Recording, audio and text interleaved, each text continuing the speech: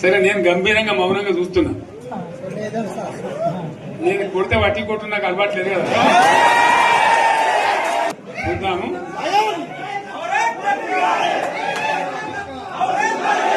నా రోజులు కానీ అన్నట్టుగా నేను చూస్తా ఉన్నా. కానీ మనోళ్ళందరూ కూడా ప్రతిపాదిస్తుంది ఏంటంటే, ఒక సంవత్సరం జరిగిపోయింది, సంగమేశ్వర ఆన్నే పన్నది, బసవేశ్వర ఆన్నే పన్నది, పాలమూరు ఉత్పత్తుల పథకం ఆన్నే పన్నది, కాళేశ్వరం అట్లా ఎండబెడుతున్నారు, ఇవన్నీ అన్యాయాలని. కాబట్టి ఫిబ్రవరి నెలాఖరులో ఒక పెద్ద బహిరంగ సభ పెట్టాలి, మీరు కథ చూడాలి అని జరుగుతూ ఉంది.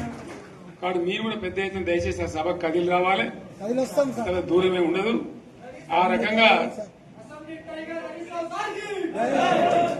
తెలంగాణ శక్తి ఏందో మరొకసారి చూపించి వీళ్ళ మెడలు వంచి ఇప్పుడు సాధించాలి. భవిష్యత్ కోసం కూడా కొట్టాడకు మనం సిద్ధంగా ఉండాలని తెలియజేసుకుంటూ, పరమేశ్వర్ గారికి అంతటి లోకమంత్రం ఇది. కోటి రూపాయల భూమి ఇప్పుడు 50 లక్షల కట్టుకోలేదు.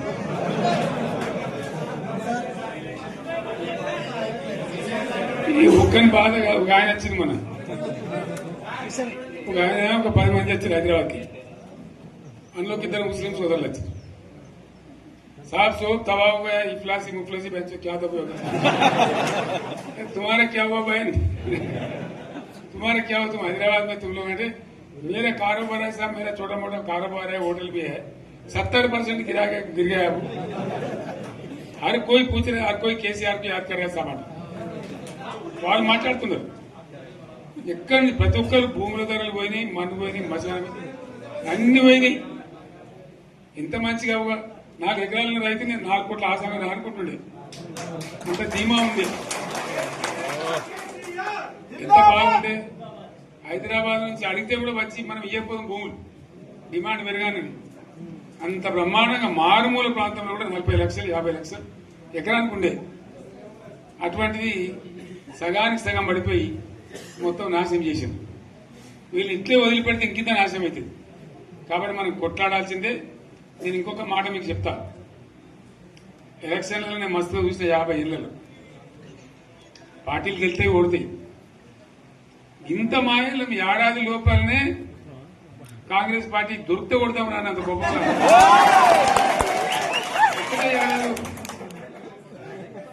ఇంకా వాళ్ళ పొంద తెలివికి నిన్న వారి పార్టీడే మంది పెట్టాలి, అదేందో పోలింగ్ పెట్టిన వాడు చూసిరా మీరు. ఆ పోలింగ్ పెడితే 70% మనకు వచ్చింది, 30% మనకి. వాడు పెట్టింది మనం పెట్టింది కాదు. 75 ఇది పరిస్థితి. అదే నేను ఏమంటున్నా అంటే, ఫామ్ హౌస్ అంటే ఏముంటది, వారి ఉంటది, మాకు ఉంటది, అలా ఉంటది. కాంగ్రెస్ వాళ్ళు ఎంత మనిషి చేస్తే పారబడి తవ్వచ్చు కూడా లంగత. దీన్ని ఫామ్ హౌస్ అని మనం బదనాం చేసి అంతే కదా. నేను ఏమంటున్నా అంటే, అన్ని మబ్బులు విడిపోయినట్టు ప్రజలకు అన్ని తెలిసిపోతున్నాయి. మంచి ఏంది, చెడ్డ ఏంది, ఏం జరిగింది అన్ని ఇంకా ఘోరమైందని చెప్తున్నా. వీళ్ళ తెలియదక్కతనానికి ఏమైంది, నిన్న మొన్న రిపోర్ట్ వచ్చింది. Comptroller and auditor general of India అని కాగ్ అంటారు దాన్ని. కాగ్ రిపోర్ట్ వచ్చింది. పోయిన సంవత్సరం మన గవర్నమెంట్ లో వచ్చిన ఆదాయం కంటే 13,000 కోట్ల రూపాయల ఆదాయం తగ్గిపోయింది. ఇంకా మార్చి పోయే వరకల్లా ఇంకో 3-4 కోట్ల అవుతుంది. అంటే 15,000 కోట్ల ఆదాయం పోతుంది. మన గవర్నమెంట్ ఉన్నప్పుడు ప్రతి ఏడాది 15,000 కోట్లు పెంచుకుంటూ పోయినాయి, చెప్పేసుకుంటూ పోయింది.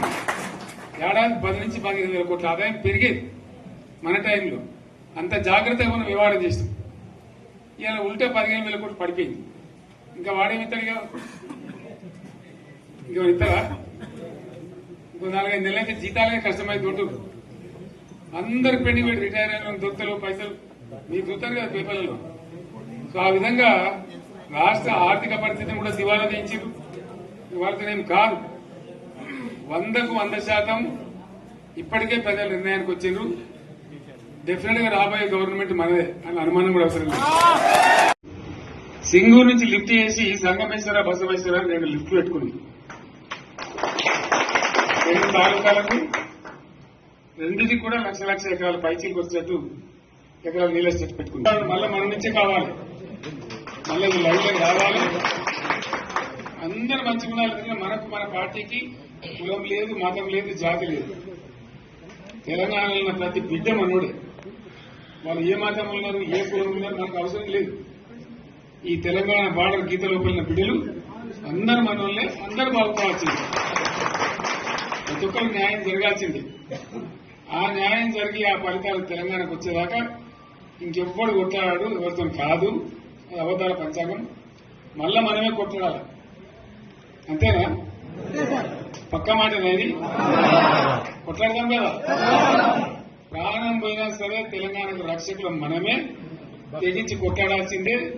తెలంగాణ హక్కులను కొట్లాడాల్సిందే. మనమే కొట్లాడి తీరాల్సిందే. అలా రెండవ మాట లేదు. కాబట్టి దయచేసి అవసరమైన సందర్భంలో మీ జిల్లా నాయకులు పిలిపిస్తారు, రాష్ట్రం నుంచి నేను కూడా పిలిపిస్తాను.